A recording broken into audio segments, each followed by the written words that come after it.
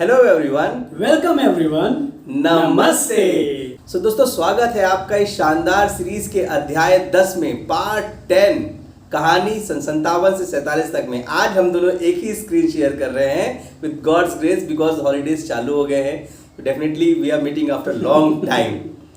दोस्तों, पिछले पार्ट्स में आपने देखा प्रकाश ने, जो कि एक हिस्टोरियन है, उसने बहुत अच्छे तरीके से आपको बताया कि कैसे 57 की लड़ाई से धीरे धीरे कहानी आगे बढ़ रही है।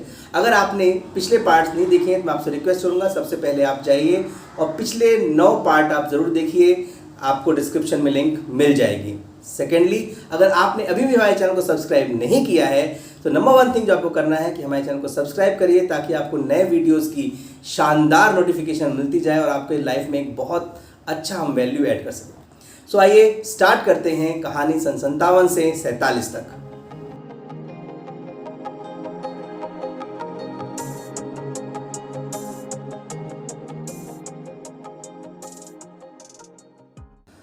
तो कहानी धीरे धीरे आगे बढ़ती है और प्रकाश, अब हम ये जानना चाहेंगे तुमसे और हमारे सभी व्यूअर्स से जानना चाहेंगे कि ये जो एरा आ रहा है, मेरे हिसाब से 1915 की बात हो रही है, 15 की बात, हाँ 15, उन्होंने जलियांवाला बाग कंप्लीट कर लिया था, बिल्कुल। और गांधी जी की भी एंट्री हो ही चुकी है।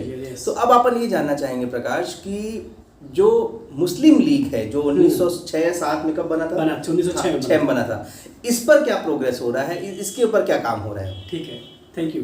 सो मुस्लिम लीग जो है वो अपना अलग ही राग अलाप रहा है। बिल्कुल। वर्ल्ड वॉर खत्म हो चुका है और वर्ल्ड वॉर में जो टर्किश ओटोमन एम्पायर था उसको ब्रिटिशर्स एम्पायर ने हरा दिया है बहुत बुरी तरीके से। ओके। और जो खलीफा होता है, कैलिफेट सिस्टम, मतलब जितने भी मुस्लिम्स हैं वो उनको अपना वो मानते थे, बोलते हैं स्पिरिचुअल गुरु। ठीक है। और वो पॉलिटिकल गुरु भी रहते हैं। सो जब इनको हरा दिया ब्रिटिशर्स ने और ब्रिटिशर्स ने बोला कि अब हम कोई कैलिफेट नहीं रखेंगे, ठीक है, तो अब यहाँ के मुसलमान सोचिए कि ये सब हो रहा है तुर्की में।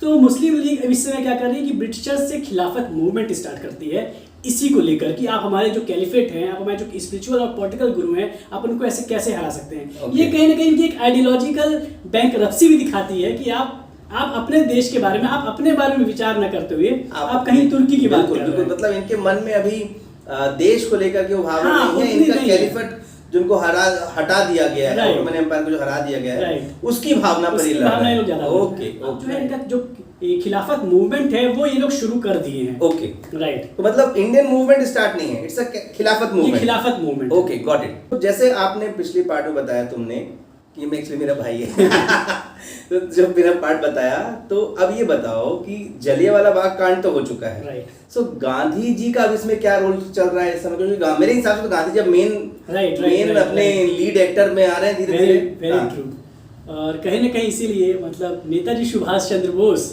इनको द डिक्टेटर भी बोलते हैं। गांधी जी को आगे आने वाले समय में बोलेंगे। क्योंकि इतने अथॉरिटेटिव हो गए थे कांग्रेस के टाइम पे। जब अभी जो एरा चल रहा है इसको इंडियन हिस्ट्री में हम लोग गांधीयन नेशनलिज्म के नाम से जानते हैं, जो पूरा गांधीयन पीरियड है। तो गांधी जी सबके ऊपर हावी हो गए। तो वापस आते हैं अपने टाइमलाइन में।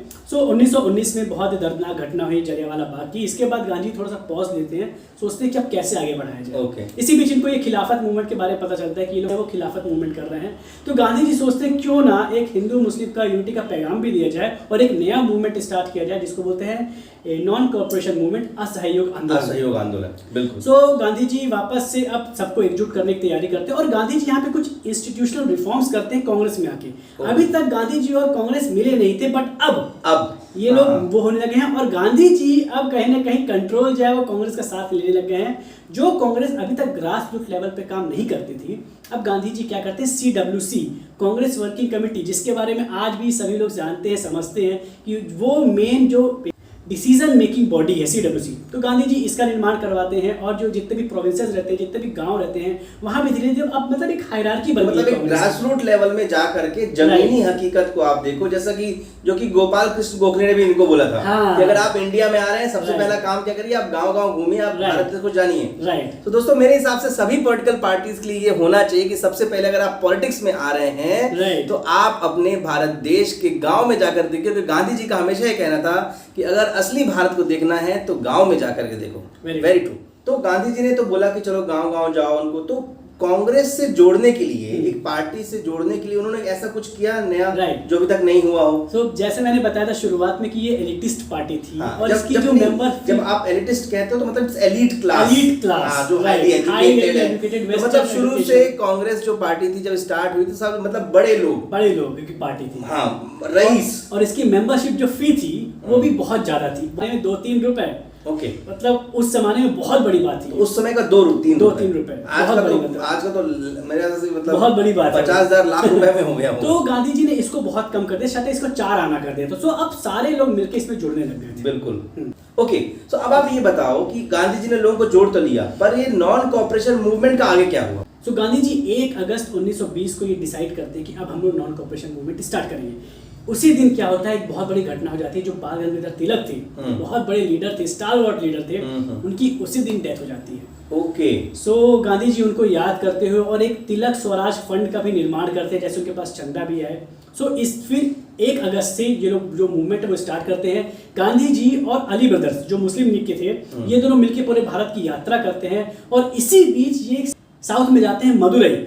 वहां पे जब देखते हैं कि लोगों के पास पहनने के लिए, जब इन्होंने बोलते कि खादी कपड़े पहनो, पर जब ये देखे कि वहां पे लोगों के पास खादी तक पहनने के लिए कपड़े नहीं थे, तब गांधी जी डिसाइड करते हैं कि मैं अब से अपने जो बदन में जो मात्र से जो मिनिमम कपड़ा रहेगा मैं वो पहनूंगा। इसीलिए फिर हम लोग गांधी जी के बाद में जो फोटो देखते हैं, सिर्फ एक कपड़ा वो लगाते हैं, एक कपड़ा वाले बस। और वो भी जो उपन्ना ओढ़ते हैं वो सिर्फ इसलिए क्योंकि उनके फॉलोअर से बोला था कि आपकी तबीयत खराब हो जाएगी। तो फिर गांधी जी अब एकदम मिनिमम क्लोथिंग में आ जाएंगे। ओके, ताकि मतलब ये एक रियल लीडरशिप है दोस्तों। आप देखिए कि चूंकि देश में उस समय पहनने को कपड़ा नहीं था सबके पास, तो गांधी जी ने विड्रॉ किया कि नहीं, अगर सबके पास नहीं तो हम क्यों पहने। गांधी जी से ही प्रभावित होकर के आगे चल करके लाल बहादुर शास्त्री जी ने भी, जब इंडिया चाइना वॉर हुआ था, तो मेरे हिसाब से इंडिया पाकिस्तान वॉर हुआ था, तो उन्होंने भी क्राइसिस के समय ये बोल दिया था कि मैं एक टाइम ही खाना खाऊंगा, और लोगों से अपील भी की थी कि आप एक टाइम खाना खाइए। बिकॉज वहां पे हम लोग के समय, उस समय ग्रीन रेवोल्यूशन हुआ नहीं था, खाने की कमी थी और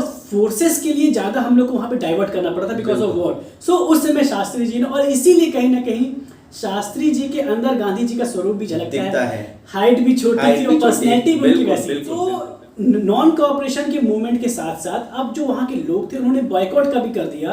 और अब जो बॉयकॉट था वो फिर से वही सरकारी एजुकेशन, जो गवर्नमेंट स्कूल्स थी वो सब बंद होना चालू हो गई, और जितने भी जो फॉरेन क्लोथ्स थे उनको जलाना चालू कर दिया। इसी बीच जो बड़ी बड़ी यूनिवर्सिटीज थी, बनारस विद्यापीठ, गुजरात विद्यापीठ, जामिया मिलिया इस्लामिया, इन सब का भी निर्माण होना चालू किया। पिछले बार की तुलना में अगर कंपेयर करें, जब स्वदेशी बॉयकॉट चला था तो उस समय लोगों की भागीदारी इतनी नहीं थी जितनी अब है। गांधी जी की आजादी से जो भागीदारी थी वो बहुत ज्यादा बढ़ी, बिकॉज गांधी जी पूरे इंडिया को रिप्रेजेंट कर रहे थे। पहले ऐसा कोई एक लीडर नहीं था। क्यों गांधी जी एक महान लीडर बनते, उसमें मेरे हिसाब से एक पॉइंट ये भी है कि उनके पहले ऐसा कोई एक लीडर नहीं था जो पूरे इंटायर इंडिया को एज अ फेस रिप्रेजेंट करे कि ये मतलब भारत, राइट। ये वो फेस गांधी जी अब बन चुके हैं। फिर आगे ये हुआ कि एक अब मूवमेंट आगे बढ़ता गया। अब कहीं ना कहीं जो ब्रिटिशर्स थे उनको भी दबाव फील हो रहा था। अब ये लोग चाह रहे थे कि ये जो चीज़ है, ये जो आंदोलन है, ये बंद हो जाए। 1 फरवरी 1922 को गांधी जी ने बोला कि अगर ब्रिटिश सरकार ने अगर हमारी बातें नहीं मानी, जो स्वराज की इनकी जो वो थी कि हमको सेल्फ रूल चाहिए, हमारा कॉन्स्टिट्यूशन खुद बनना चाहिए, हमारे लोग बनाना चाहिए, अगर ऐसा नहीं हुआ तो हम आगे आने वाले दिनों में सिविल डिसओबीडियंस मूवमेंट स्टार्ट कर देंगे। मतलब हम कानून तोड़ेंगे पर सत्याग्रह के राह में। गांधी जी का ये मानना था। तो अब मूवमेंट तेज हो रहा है, लोग अपने अपने जो बहुत सारे आंदोलन कर रहे हैं। इसी बीच क्या होता है, घटना होती है कि चौरी चौरा नाम के गांव में जो लोग जब आंदोलन करते तो पुलिस वाले इनको पीट देते हैं, लाठीचार्ज होता है।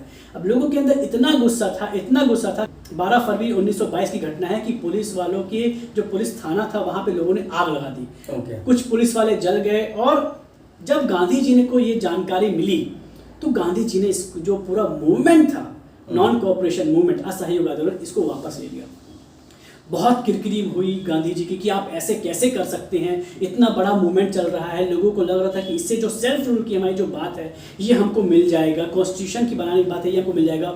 और लोग अब क्वेश्चन उठाने लगे थे कि आप लगातार जो आपकी जो मूवमेंट है, आपने रावलेट ने भी ऐसा किया, हम आपके ऊपर क्यों बिलीव करें। जो लीडरशिप की क्वालिटी थी, इन सब के ऊपर गांधी जी ने क्वेश्चन गांधी जी पर उठना चालू हो गया कि क्या आप रियल में एक लीडर हैं या नहीं। क्वेश्चन गांधी जी पर भी उठ रहा है दोस्तों, बिकॉज उन्होंने ये भी कहा था कि शायद अभी देश तैयार नहीं है। यस, यही उसका उन्होंने जो रीजन बताया था वो यही बताया था कि अभी देश तैयार नहीं है, सत्याग्रह और अहिंसा को असली मतलब अभी देश समझा नहीं इस मामले को। ओके, सो ये लाइन थोड़ा सा लोगों को, कॉमन पब्लिक को हर्ट कर गई और लोगों ने उनके ऊपर क्वेश्चन उठाना स्टार्ट कर दिया। जैसे दोस्तों इस बीच में हमने ये समझा कि ये मूवमेंट अपना कहीं ना कहीं बंद हो चुका है, विफल हो गया है और मार्च में 1922 को गांधी जी को जेल भी हो जाए। ठीक है, इस बीच क्रांतिकारी जो हमारे भारत देश के, वो एक इम्पोर्टेंट रोल है, यंग यूथ, गर्म खून। कहीं ना कहीं मैं तो ये भी मानता हूँ कि जिन लोगों ने उस थाने में आग लगाई, कहीं ना कहीं उनके अंदर भी क्रांति की भावना होती है। अगर आपके अंदर क्रांति की भावना है तो आप क्रांतिकारी कहलाए जाते हैं।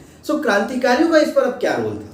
ठीक है, सो जैसे हमने पिछले वीडियोस में देखा था कि 1915 की घटना के बाद गदर मूवमेंट के बाद कहीं ना कहीं एक वैक्यूम आ गया था रेवोल्यूशनरीज बीच में, बिकॉज इनके जो मेन लीडर्स थे उनकी या तो डेथ हो गई, जैसे बाघा रहती, इनको मार दिया गया था ब्रिटिशर्स के द्वारा, और लीडर्स थोड़े से बेचारे जो उनको जेल में या फिर थोड़ा छुप गए थे। अब क्या हो रहा है कि अब जो युवा थे वो सोच रहे थे कि गांधी जी के भरोसे शायद तक उनको आज़ादी मिल सकती है।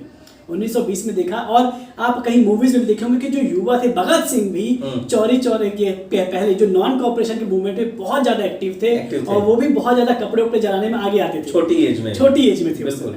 और क्योंकि जलियांवाला बाग में तो गुस्सा था ही ब्रिटिशर्स के अगेंस्ट। बट जब ये मूवमेंट खत्म हो जाता है, विफल हो जाता है, गांधी जी इसको बैक कर लेते हैं, विड्रॉ कर लेते हैं, यूथ के अंदर बहुत ज्यादा गुस्सा आया। मतलब ये था कि लगा था कि उनको हमारे किसी के पीठ के पीछे किसी ने खंजर घोंप दिया, क्योंकि गांधी जी ऐसे लीडर उभर के ऐसा फेस बन के बिल्कुल। सो अब 1922-23 की बात है कि अब एक जो इंटरनेशनल इवेंट्स हो रहे थे, बोल्शेविक रेवोल्यूशन हो चुका था, जो रशिया में जो वहाँ के जो बड़े बड़े जो राजा थे उनको हटा के जो कॉमन्स की सरकार आ गई थी। कार्ल मार्क्स का जो आइडिया था कहीं ना कहीं अब फेमस होने लगा था कि जो गरीब जो निचले लोग हैं वो अमीरों को हटाएंगे और एक नया राज बनेगी। इन सब से इंस्पायर होके जो हमारे जो भारत के क्रांतिकारी हैं उन्होंने नया जो अब इतिहास लिखना चालू किया। जो हमारे लीडर्स थे जैसे राम प्रसाद बिस्मिल हो गए और सचिन सन्याल हो गए, ये लोग अब वापस से एक्टिव होना चालू कर दिए थे और 1923-24 में इन्होंने एक नई पार्टी बनाई थी, हिंदुस्तान रिपब्लिक एसोसिएशन, HRA। जो ये पार्टी बनती है और ये पार्टी कैसे अब नए तरीकों से, बिकॉज एक जो डिफरेंस था पहले के रिवॉल्यूशन और अभी में, कि जो पहले के रिवॉल्यूशनरी थे वो स्पेसिफिक किसी ऑफिशियल को या किसी ऑफिसर को मार के सोचते थे कि यहाँ से क्रांति ला देंगे, बट नहीं, आपके जो क्रांतिकारी थे वो ये चीज समझ गए थे कि अब हम लोग को एक ऑर्गेनाइज्ड रूप में रेवोल्यूशन करना पड़ेगा। So now we will see कि अब ये कैसे कैसे आगे बढ़ेंगे, हिंदुस्तान रिपब्लिक एसोसिएशन कैसे एक प्लेटफॉर्म बनेगा आगे आने वाले क्रांतिकारियों। ठीक है, ये HRA एक नई पार्टी बनी, बट जो हमारी पुरानी पार्टी है कांग्रेस, राइट, उनका अब क्या रोल था इस समय, इस बीच में? सो यस, तो क्या होता है कि अब इस मूवमेंट के बाद जो पुराने बड़े नेता थे, गांधी जी अभी भी नए थे कांग्रेस में, बिल्कुल। तो जो पुराने जो नेता थे कांग्रेस में, जैसे कि हमारे CR दास हो गए, मोतीलाल नेहरू हो गए, बिल्कुल, इन्होंने बोला कि ये गांधी जी ने वापस लिया, ये गलत किया है, गांधी जी को वापस नहीं लेना चाहिए था, ये आंदोलन आगे चलना चाहिए था, एक घटना से कुछ नहीं होता। यहाँ पे गांधी जी का जो काउंटर था कि अगर हम लोग उस समय बंद नहीं करते ये मूवमेंट, तो ब्रिटिश, क्योंकि एक जो स्टेट होता है ना, इट इज वेरी माइटी, जब वो खत्म करने में आता है तो बहुत लोगों की जान चली जाती। तो गांधी जी ये नहीं चाहते थे, और सही भी बात है, 1 से 1.5 साल हो गया था, वो एनर्जी वाली जो बात है, एनर्जी लोग कम होने लगी थी। तो यहाँ पे अब 2 गुट बन गए हैं। एक जो थे वो थे कि हम नो चेंजर्स, मतलब हम नहीं चाहते कि चेंज हो, और एक जो थे वो थे प्रो चेंजर्स वो थे जो चाहते कि अब हम लोग जो काउंसिल है, जो मतलब कांग्रेस में भी कुछ रिफॉर्म आ रहा है, नहीं, और कांग्रेस में भी, और कांग्रेस में बंटवारा ये हो गया था कि एक चाहते थे हम सरकार के अंदर रह के हम लोग उसका वो चेंजेस लाए, और एक जो थे वो बोल रहे थे नहीं, हमको सरकार के अंदर नहीं जाना चाहिए और हम लोग बाहर से कुछ कार्य करते जाएं। सो जो नो चेंजेस में थे उसमें आते हैं अपने सरदार वल्लभ भाई पटेल, जो अभी सरदार नहीं है, और जवाहरलाल नेहरू। अब देखिए आप, जवाहरलाल नेहरू यहाँ पे नो चेंजेस के साथ थे और जो पिताजी थे वो चेंजेस में थे। तो ये जो 2 ग्रुप बन जाता है।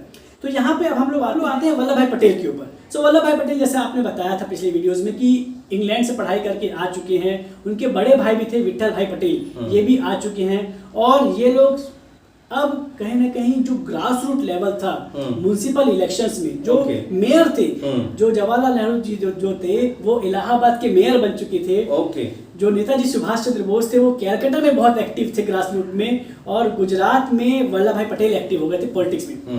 अब ये लोग धीरे धीरे जो ग्राउंड लेवल पे, क्योंकि गांधी जी ने ये बोल के गया था कि आप लोग ग्राउंड पे काम करना चालू कर देना, तो यहीं पे गए जो पटेल जी हैं वो दो मूवमेंट बहुत ही ज्यादा बढ़ चढ़ के करते हैं। वो था एक तो बोरसद मूवमेंट और नागपुर।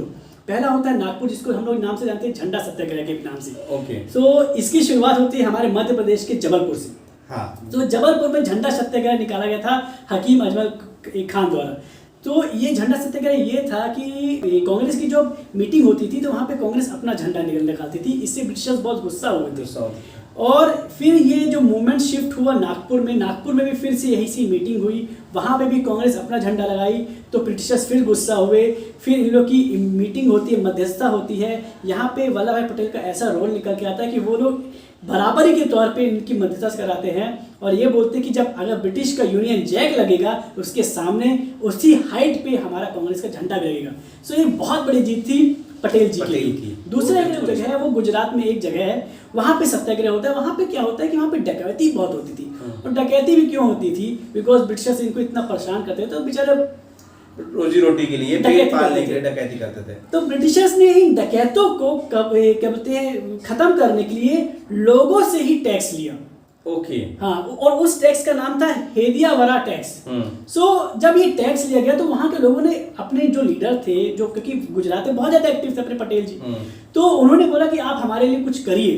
तो फिर वहां पे पटेल जी ये टैक्स है इसको खत्म करवाते हैं और वहां पे रिफॉर्म करवाते हैं। सो ये जो दो मूवमेंट थे उनके पटेल जी के द्वारा, ये कहीं ना कहीं इनको एज अ लीडर्स बनाते हैं।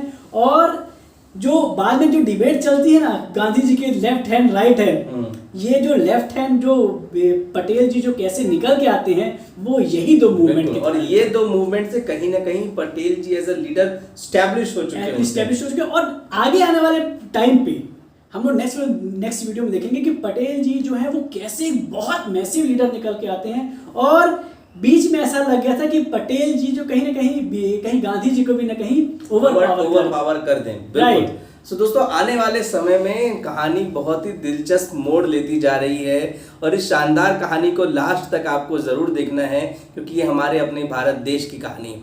तो दोस्तों, यूं ही बने रहिएगा हमारे इस वीडियो में, हमारे इस सफ़र में, कहानी सन 57 से 47 तक में विद हिस्टोरियन प्रकाश दुबे। उम्मीद है आपको स्टोरीज काफ़ी पसंद आ रही होगी। प्लीज़ कमेंट करके बताइए आपको ये सीरीज़ कैसी लग रही, बिकॉज आज ये 10th पार्ट है। कल फिर रिलीज होगा नया पार्ट। उम्मीद करते हैं आप हमारे चैनल को जरूर सब्सक्राइब कर दिए होंगे, अभी तक नहीं किए हैं।